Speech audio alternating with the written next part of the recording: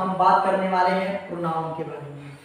जैसे कि आप लोगों को पता है, पिछली वीडियो में मैं लेकर आया था नाउन और आज मैं लेकर आया हूँ प्रोनाउन। हम प्रोनाउन के बारे में पढ़ेंगे और प्रोनाउन कितने प्रकार के होते हैं उसके बारे में पढ़ेंगे।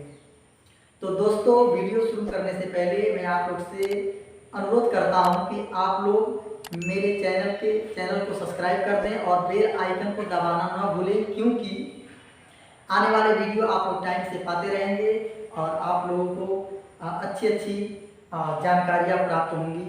तो टाइम बर्बाद न करते हुए डायरेक्ट हम चलते हैं आज के टॉपिक पर। तो आज का टॉपिक हमारा आप लोग के सामने ये है प्रोनाउन।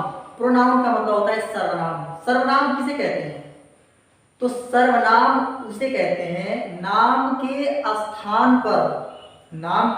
स्थान पर प्रयोग होने वाले शब्द को प्रोनाउन कहते हैं। दोस्तों, pronoun are the words, pronoun वह शब्द होते हैं use in places of noun, जो नाम के स्थान पर प्रयोग किए जाते हैं।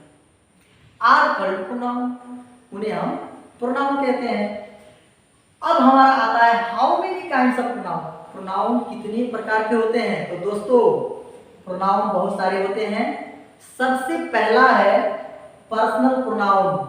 सबसे पहले आता है पर्सनल प्रोनाउन, और छठवां है इंडेफिनिट प्रोनाउन, और सातवां है एम्फेटिक प्रोनाउन, और आठवां है दोस्तों डिस्ट्रीब्यूटिव प्रोनाउन। Distributive pronoun. तो इस तरह से आज हम लोग इन जितने भी प्रोनाउन हैं सबके बारे में विस्तार में एक एक करके पढ़ने जा रहे हैं। सबसे पहला हमारा है पर्सनल प्रोनाउन। तो आज हम लोग इसको डिटेल में समझते हैं पर्सनल प्रोनाउन क्या होता है और इनको हम किस किस केस में इस्तेमाल करते हैं, मतलब प्रयोग करते हैं। सबसे पहला है सब्जेक्टिव केस, मतलब इसको हम एज अ सब्जेक्ट के तौर पर रखते हैं। दूसरा है ऑब्जेक्टिव केस, मतलब इस प्रोनाउन को हम ऑब्जेक्ट के रूप में भी रखते हैं। और तीसरा है पॉसेसिव केस, मतलब किसी चीज को उसके साथ रिलेट करने के लिए, जोड़ने के लिए हम क्या करते हैं, बस इसको रखते हैं। तो इस तरह से हमारा सब्जेक्टिव केस है, ऑब्जेक्टिव केस है और एक पॉसेसिव केस है। लेकिन दोस्तों, इसको शुरू करने से पहले ये समझिए, पर्सन का मतलब होता है व्यक्ति। जैसे मान लीजिए एक आदमी हो गया और एक दूसरा हो गया और ये तीसरा हो गया। तो अब यहाँ पर दिया है first person, second person, third person. तो इसको अच्छे समझिए, फर्स्ट पर्सन किसे कहते हैं? फर्स्ट पर्सन का मतलब होता है प्रथम व्यक्ति, मतलब वह व्यक्ति जो कोई काम करना शुरू करता है। जैसे मैं बोल रहा हूँ, मतलब बोलने का काम मुझसे शुरू हो रहा है, इसीलिए मैं हो गया फर्स्ट पर्सन, पहला व्यक्ति हो गया। जैसे आई और वी, आई का मतलब मैं बोलना शुरू कर रहा हूँ। इसी तरह से फर्स्ट पर्सन में आता है वी का मतलब हम। यदि यहाँ पर 10-15 लोग हैं मेरे साथ और हम सब मिलके कोई काम या कोई बात है जो कर रहे हैं और एक ही साथ शेयर कर रहे हैं, एक ही साथ बोल रहे हैं, तो हम क्या हो गए? फर्स्ट पर्सन हो गए। मतलब कोई भी काम मिल के किया जाता है, एक साथ शेयर किया जाता है, तो वहां पर होता है वी, तो उसको कहते हैं फर्स्ट पर्सन। अब सेकेंड पर्सन का मतलब होता है द्वितीय व्यक्ति, मतलब दूसरा आदमी। जैसे मैं बोलना शुरू किया तो मैं जो बोल रहा हूँ, तो जिसको बोल रहा हूँ, तो मैं बोलने वाला, और जो सुनने वाला है, मैं जिसको कह रहा हूँ, वो हो गया सेकेंड पर्सन, मतलब कि यू। जैसे कि मैं अभी बोल रहा हूँ, आप लोग सुन रहे हैं, तो मैं बोलने वाला पहला आदमी और सुनने वाला दूसरा। तो मैं फर्स्ट पर्सन और आप हो गए सेकेंड पर्सन। अब थर्ड पर्सन क्या होता है? तो थर्ड पर्सन में ही, सी, इट और दे ये आते हैं सब्जेक्ट। तो थर्ड पर्सन का मतलब ये हुआ कि मैं बोलने वाला पहला आदमी, मैं जिससे बोल रहा हूँ वो दूसरा आदमी, और हम दोनों को छोड़ के बाकी जितने भी हैं सब क्या है? थर्ड पर्सन है, तीसरे व्यक्ति है। जैसे मैंने कहा राम से, राम श्याम को बुलाओ, तो मैं राम से कह रहा हूँ और किसको कह रहा हूँ बुलाने के लिए? श्याम को। तो जो श्याम है वो हमारा तीसरा आदमी है, तो उसके लिए हम थर्ड पर्सन का प्रयोग करते हैं। लीजिए दोस्तों, यहाँ तक तो एकदम बिल्कुल समझ में आ ही गया होगा। अब हम लोग आगे बढ़ते हैं। ऐसे एक पहला आदमी हो गया, दूसरा आदमी हो गया, तीसरा आदमी हो गया, उसी रिलेटेड यहाँ पर कुछ I, he, you, he, she, it, they subject है जो अच्छे से आप लोग समझ चुके हैं। अब इसका कोई काम नहीं है, यहाँ से इसको हटा देते हैं। अब चलते हैं आगे।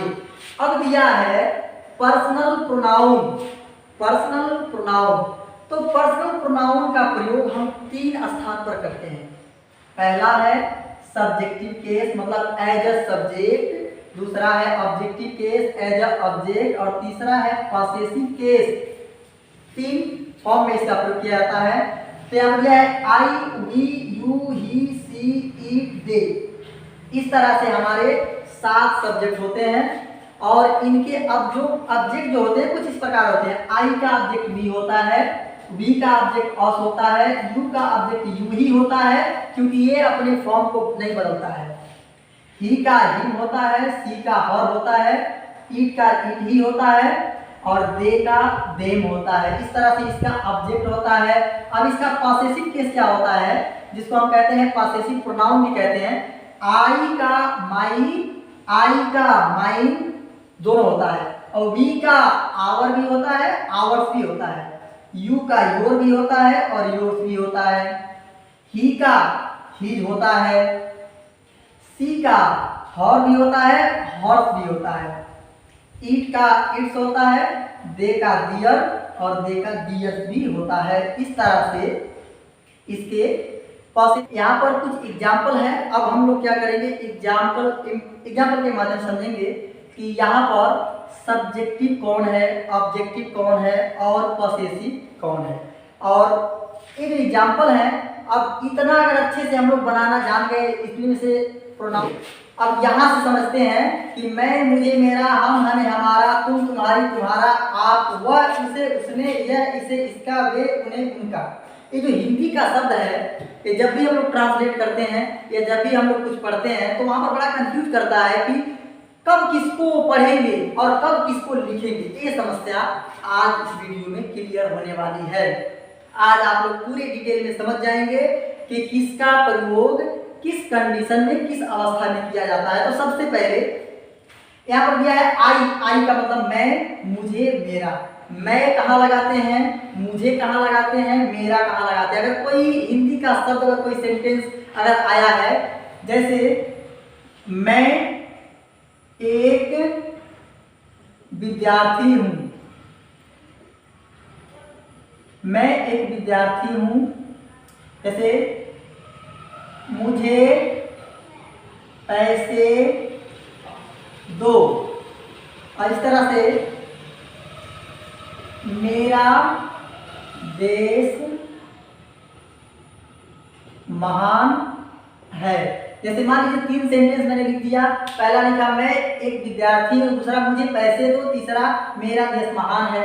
अब यही से हम लोग समझ जाएंगे कि कौन किस रूप में काम कर रहा है, कौन एज अ सब्जेक्ट काम कर रहा है, कौन एज अ ऑब्जेक्ट काम कर रहा है और कौन एज अ पॉसेसिव काम कर रहा है। तो सबसे पहला है मैं एक विद्यार्थी हूँ, तो जो मैं है एज अ सब्जेक्ट काम कर रहा है। और दूसरा है मुझे पैसे दो, मुझे पैसे दो मतलब मैं किसी से पैसा मांग रहा हूँ तो मैं मांगने वाला हूँ, और जो मुझे देगा तो मैं मांग रहा हूँ तो मैं एज अ ऑब्जेक्ट काम करूँगा, एज अ ऑब्जेक्ट मेरा प्रयोग होगा।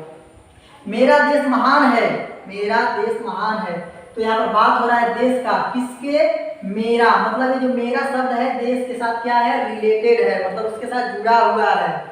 तो मैं, मुझे और मेरा में जब मैं शब्द आए तो सब्जेक्ट के रूप में काम करता है, तो वहां पर आई का प्रयोग करते हैं। जब मुझे शब्द आए तो एज अ ऑब्जेक्ट काम करता है, इसीलिए मी का प्रयोग करते हैं। और जब मेरा आए तो एज अ पॉसेसिव काम करता है, इसीलिए यहाँ पर पॉसेसिव का प्रयोग कर। इन दोनों का अर्थ तो सेम होता है, लेकिन जब ये बात करते हैं तो एक सब्जेक्ट का काम करता है और एक ऑब्जेक्ट का काम करता है। यहाँ पर इट का मतलब होता है यह, इसे, इसका, तो एज अ जानवर के लिए इसका प्रयोग किया जाता है या किसी वस्तु के लिए ईट का प्रयोग किया जाता है। इतना आप लोगों को ध्यान में रखना है। दे का मतलब वे का मतलब होता है एक से ज्यादा हो और वो थर्ड पर्सन हो। एक से ज्यादा हो और वो थर्ड पर्सन हो, वहां पर दे का प्रयोग करते हैं। जैसे वे, उन्हें, उनका, उनकी, इस तरह के शब्द आते हैं। अब मैं एकदम क्लियर बता दूं कि मैं, हम, तुम, आप, वह, यह, वे, ये जो शब्द अगर कहीं पर भी ट्रांसलेट करते हुए या पढ़ते हुए इनमें से कोई भी एक शब्द अगर आप देखें तो समझ जाएं कि यह एक सब्जेक्ट का काम कर रहा है। यह हमेशा सब्जेक्ट का काम कर रहा है। वहां पर हम हमेशा I, we, you, he, she, it, they का प्रयोग करेंगे और किसी चीज का प्रयोग नहीं करेंगे। अगर मुझे, हमें, तुम्हारी, उसे, इसे, उन्हें जैसा शब्द मिलता है तो समझ जाइएगा दोस्त कि ये जो है ये क्या है, ऑब्जेक्ट है, मतलब एज अ ऑब्जेक्ट काम कर रहा है। मुझे, हमें, तुम्हारी, उसे, आप नहीं है, और इसे, उन्हें, ये जो शब्द है ये हमेशा एज अ ऑब्जेक्ट काम करते हैं, मतलब ऑब्जेक्ट के रूप में काम करते हैं।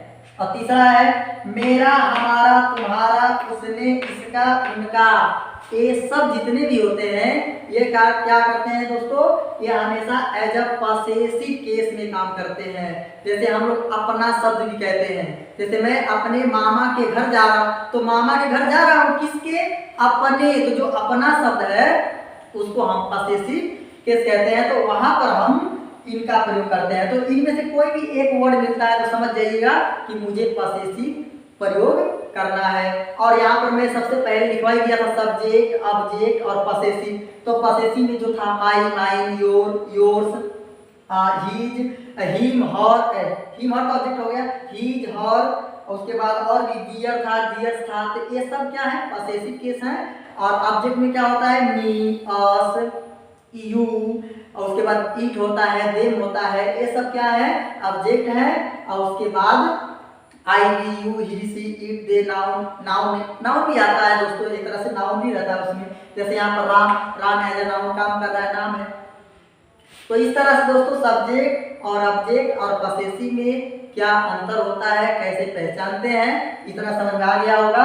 अब हम लोग चलते हैं, एग्जाम्पल दिया है, इसको हम लोग एक्सरसाइज भी माने, इसको एक्सरसाइज समझिए और एक्सरसाइज के हिसाब से अब प्रैक्टिस करते हैं और समझते हैं कि जो सब्जेक्ट है यहाँ पर एक किस लेवल पर काम कर रहा है, मतलब कहाँ पर काम कर रहा है। जैसे मान लीजिए यहाँ पर दिया है आई, तो आई एम अ स्टूडेंट, मैं एक विद्यार्थी हूँ। यहाँ पर दिया है आई का मतलब मैं कह रहा है। तो ये बताया हूँ दोस्तों, मैं, हम, तुम, आप, वह, या वे आए, तो किसका होता है, सब्जेक्ट का। तो ये किसका काम कर रहा है, यहाँ पर एज अ सब्जेक्ट काम कर रहा है। इसी तरह दूसरा, I like to play cricket with you, I like to play cricket, मुझे क्रिकेट खेलना पसंद है, विथ यू, आपके साथ। समझिए दोस्तों, यहाँ पर दिया है I like to play cricket with you. यहाँ पर जो आई है मैं कह रहा है, मैं, तो ये जो है एज अ क्या कर रहा है, एज अ सब्जेक्ट का काम कर रहा है। और यहाँ पर दिया है विथ यू, यहाँ पर यू का प्रयोग किया गया है, मतलब तुम्हारे साथ, तुम्हारे आ रहा है दोस्तों। यहाँ पर देखो, तुम्हारा, तुम्हारे, तुम्हारी, तुम, तो तुम्हारा, तुम्हारे आ रहा है दोस्तों। तो यहाँ पर ये क्या काम कर रहा है दोस्तों, एज अ ऑब्जेक्ट काम कर रहा है। समझ आ रहा है। आगे देखिए, I like your books, I like your books, मुझे किताबें पसंद है, किसकी, तुम्हारी। आई लाइक योर बुक्स, मुझे तुम्हारी किताब पसंद है। समझना दोस्तों, मुझे तुम्हारी किताबें पसंद है, या मैं तुम्हारी किताबें पसंद करता हूँ, इस तरह समझिए, मैं तुम्हारी किताबें पसंद करता हूँ। तो यहाँ पर जो आई है एज अ सब्जेक्ट काम कर रहा है। और यहाँ पर जो योर है, अब बताइए योर क्या कर रहा है, ऑब्जेक्ट है कि पॉसेसिव है। तो यहाँ पर समझने की बात है, यहाँ पर दिया है बुक्स, इसे किताबें तो पसंद है, ये किताबें पसंद है नहीं किसकी, उसकी।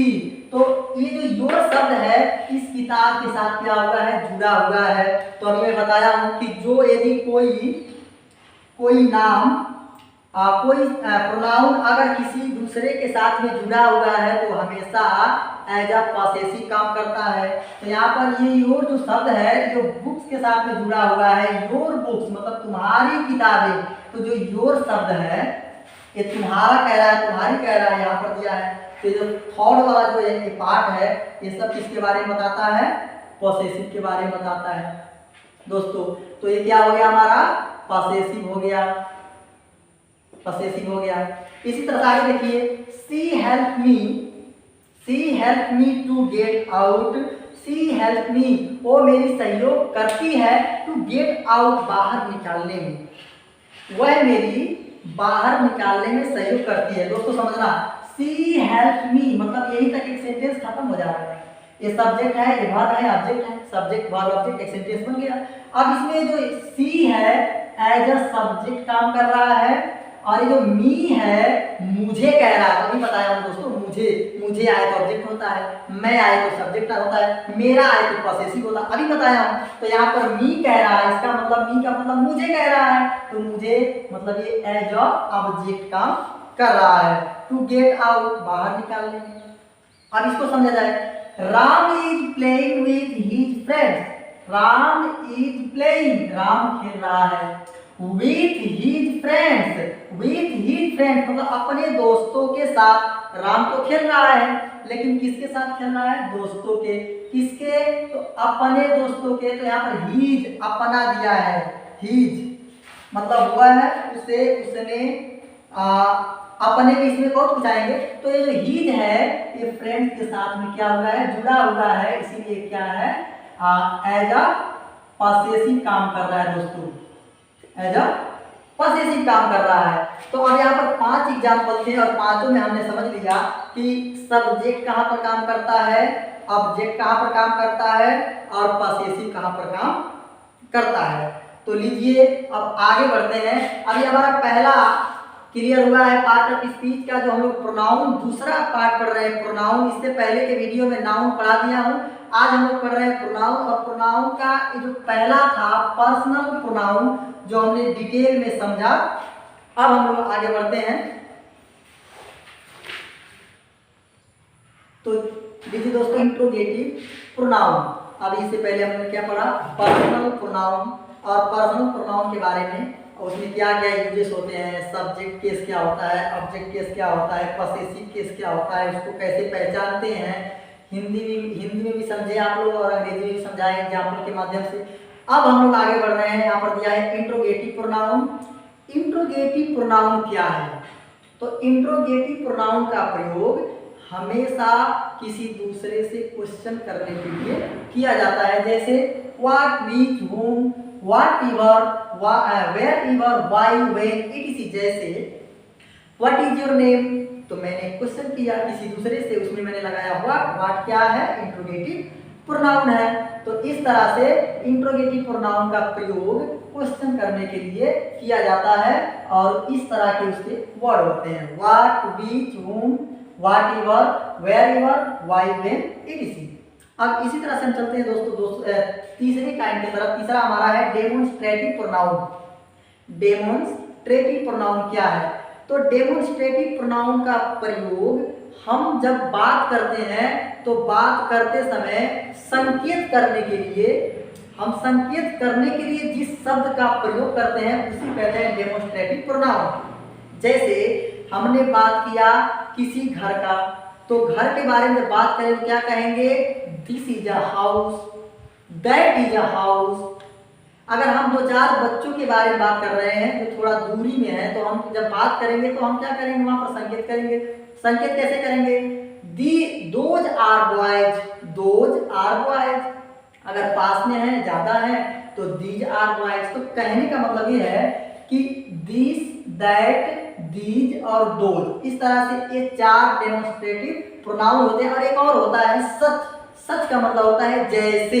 जब हम लोग जैसे का प्रयोग करके कोई सेंटेंस बनाते हैं तो वहां पर हम सच का प्रयोग करते हैं, और वो सच क्या है? डेमोन्स्ट्रेटिव प्रोनाउन है। दोस्तों यहाँ पर दिस और दैट, ये दिस और दैट जो है एज सिंगुलर है, एज अ सिंगुलर काम करते हैं, और दीज और दोज एज अ प्लूरल काम करते हैं। मतलब यह एक वचन के लिए काम करते हैं तो ये बहुवचन के लिए काम करते हैं।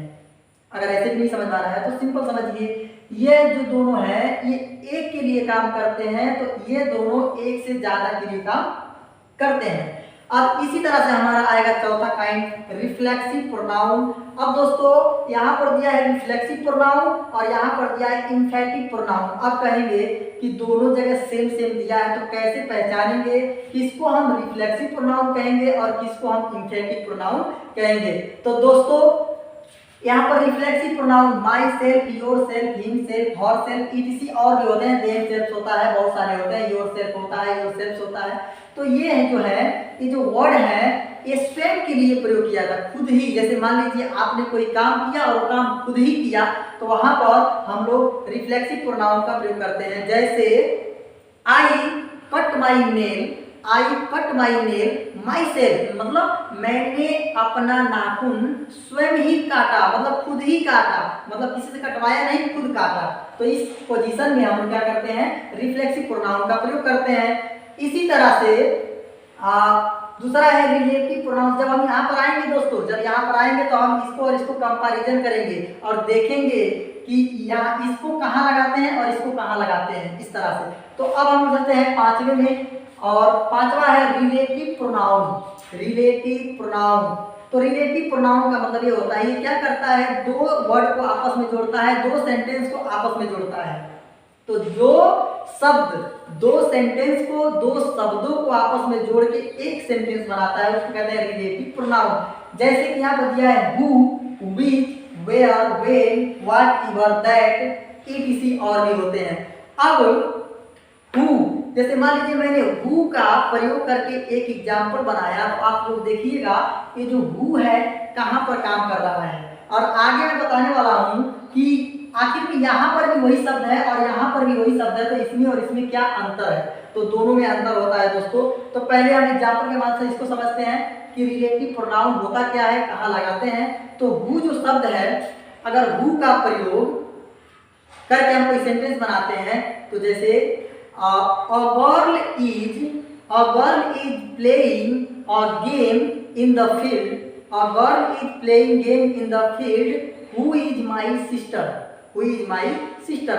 अब देखो दोस्तों यहाँ पर मैं लिख रहा हूँ a girl is playing, outside लिखते हैं, outside, who is my sister.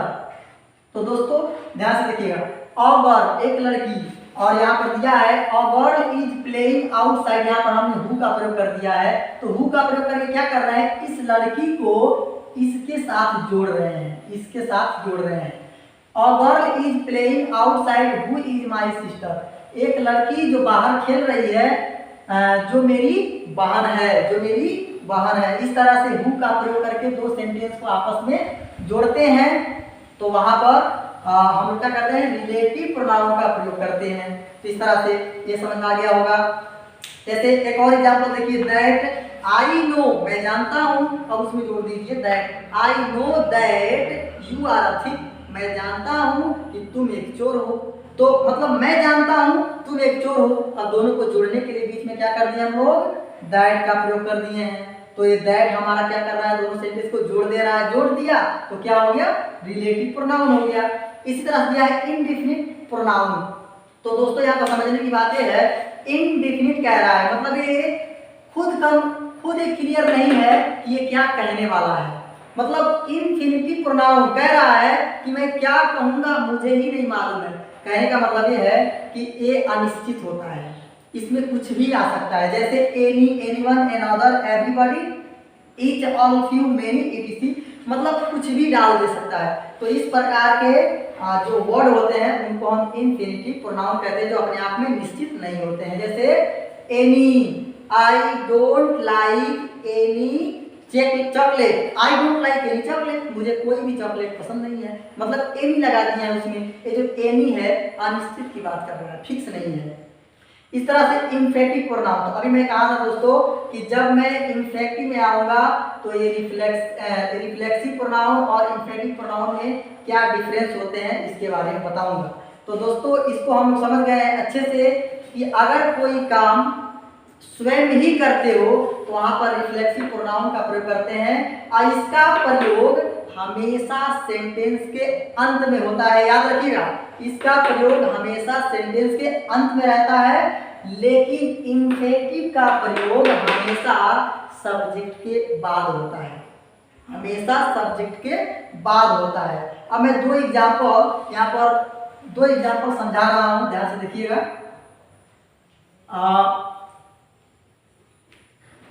जैसे मैंने दो सेंटेंस लिखा, I cut my nail myself, एक सेंटेंस हो गया। अब मैं दूसरा लिख रहा हूं, I myself cut my nail. अब देखिए दोस्तों, यहां पर हम क्या किए हैं, माई सेल्फ का प्रयोग सेंटेंस के अंत में किए हैं, और यहाँ पर क्या कर रहे हैं, सब्जेक्ट के तुरंत बाद कर दिए हैं। तो आप लोग देख पा रहे होंगे, यहाँ पर अंत में है एंड ऑफ द सेंटेंस, और यहाँ पर just side of the sentence, subject देख रहे हैं, just side of the subject, और यहाँ पर एंड ऑफ द सेंटेंस, मतलब सेंटेंस के अंतिम में ये है, और ये सब्जेक्ट के तुरंत बाद है। तो जो सब्जेक्ट के तुरंत बाद रहता है उसको कहते हैं इंफेक्टिव प्रोनाउन कहते हैं, और जो सेंटेंस के अंत में रहता है उसको कहते हैं, क्या कहते हैं दोस्तों, रिफ्लेक्सिव प्रोनाउन कहते हैं। अब इसी तरह से हमारा 8वां आ रहा है डिस्ट्रीब्यूटिव प्रोनाउन। डिस्ट्रीब्यूटिव प्रोनाउन क्या होता है, तो इसमें 4 वर्ड होते हैं, आइदर, नाइदर, ईच, नॉन, 4 होते हैं। तो इनका प्रयोग अगर कुछ काम हो रहा है तो आइदर का प्रयोग करेंगे, अगर कोई भी काम नहीं हो रहा है तो नाइदर का प्रयोग करेंगे, और ईच का मतलब जानते हैं, ईच का मतलब हर कोई, प्रत्येक। अब एग्जाम्पल समझते हैं, आइदर ही गो और ही फाउंड, दूसरा लिख रहे हैं, फाउंड नहीं फाइंड लिखते हैं। और अगले वीडियो में हम एडजेक्टिव के बारे में बात करने वाले हैं, जिसको एडजेक्टिव कहते हैं। एडजेक्टिव का मतलब होता है विशेषण।